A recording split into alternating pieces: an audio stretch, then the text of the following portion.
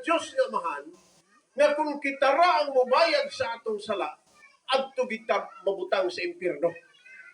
Pero mga kaigsunan, akong isulti kaninyo, gihigugma kitang tanan sa Dios.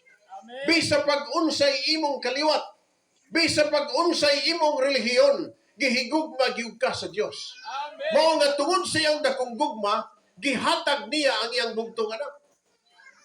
Sumala pa sa Juan Kapitulo 3, versikulo 16, kay gihigugma sa Dios ang kalibutan, tungod ni ana gihatag niya ang iyang bugtong anak. Aron ang tanan nga mutuo kaniya, dili malaglag sa impyerno, kundi makabaton hinuon o kinabuhing dayon dito sa langit. Sa mga kaigsonan, kitang tanan gihigugma sa Dios. O kay gihigugma kita, doon na siya'y gihatag. Mao ni akong giingon kaganina, nga si Ginoong Hesus, mao ang dakong gasa gikan sa amahan, nga iyang gihatag diri kanato. Ang amahan mo'y naghatag, ang anak maoy gihatag, o kita maoy gitagaan. Walay problema sa naghatag. Walay problema sa gihatag. Ang problema naas gitagaan, dawaton ba niya o dili? Naa nato ang problema. Dili problema sa Dios. Bot pasabot, kita ang modesisyon, dawaton ba nato ang gasa o dili? May kagawasan kita sa dili pagdawat. May kagawasan usab kita sa pagdawat. Apan dunay resulta kung unsay atong desisyon. Kung mo desisyon ka nga di nimo dawaton, okay ra. Pero ang imong tibok kalag ug lawas itambog sa impyerno. Apan kung imong dawaton siya nga ang gasa nan tagaan kag kiluhing dayon dito sa langit. Wala magpili ang Dios unsa imong relihiyon. May relihiyon kag wala, unsa ang imong kaliwat, unsa imong kadugo, kung imong dawaton siya, tagaan jud kag kinabuhi nga walay katapusan.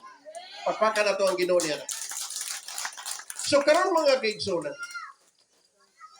bot na ko isulti kaninyo nga ang tao adunay tulo ka kinaiyahan. Dunay lawas, dunay kalag, ug dunay espiritu. Samtang ako nagsulti karon, inyo kong nadungog, tungod kay ang nagsulti nako akong kalag. Pero tungod kay doon ako'y lawas, mao nga makadungog kamo sa akong gisulti. Apan kung ang tao mamatay, ang kalag ug ang espiritu mugawas gikan sa akong lawas. Ang espiritu gitawag sa English og human spirit. Ang espiritu nga niya susunod nato maunay maningkamot sa pagsimba. Maunay maningkamot sa pagpangita og Dios. Ang espiritu. Mao nga lahi kita kaysa mga hayop.